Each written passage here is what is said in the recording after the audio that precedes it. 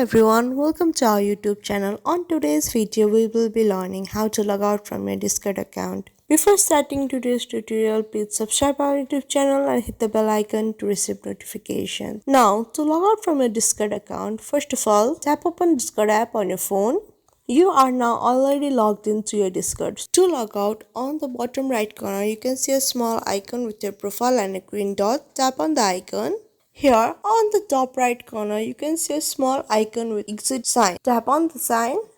Now you are asked to confirm if you want to log out. Tap on log out if you want to log out and tap on cancel if you don't want to log out. Now I tap on log out. You have been logged out from your Discord account. I hope this video helped to learn how to log out from your Discord account. Do like and leave a comment in the comment box.